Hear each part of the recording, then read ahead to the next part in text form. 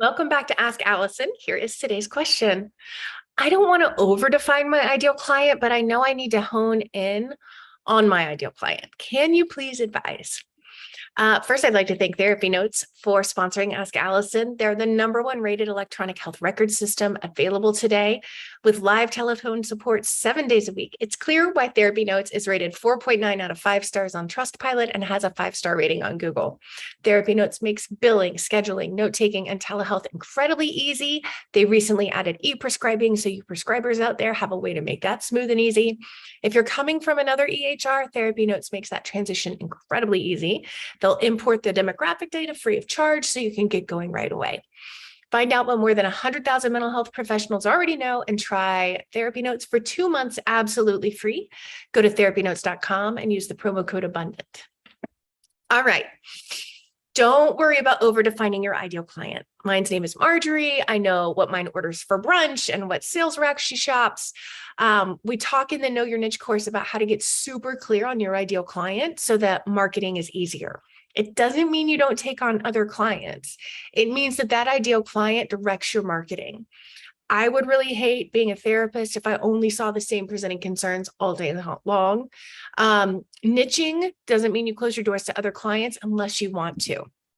Your ideal client is simply a vetting system for your marketing assets.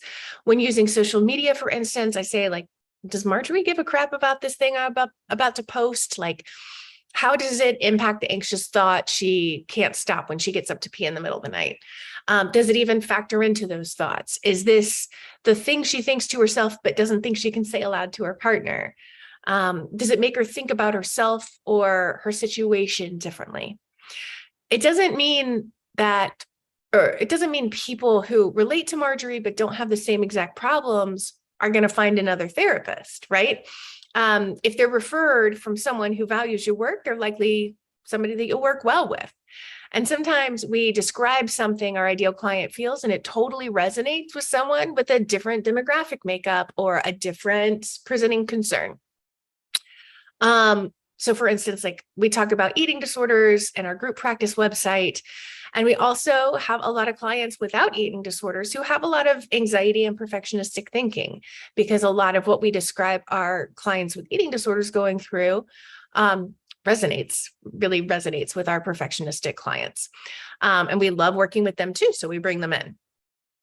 This week's free worksheet is the Ideal Client Worksheet from the Know Your Niche course. I'm going to link it for you to make it easy. There's more in the Know Your Niche course, of course, and there's more worksheet too, but we're going to give you that front page, just get you thinking about it, and don't be afraid of overdefining, because it's not the only person that you bring in.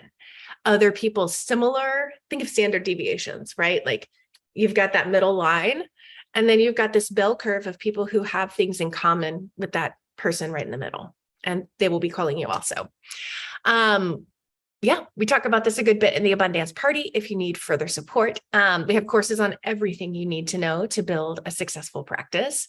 That's at abundanceparty.com. And if you have questions for Ask Allison, please DM me over on Instagram, where I'm abundance_practice_building.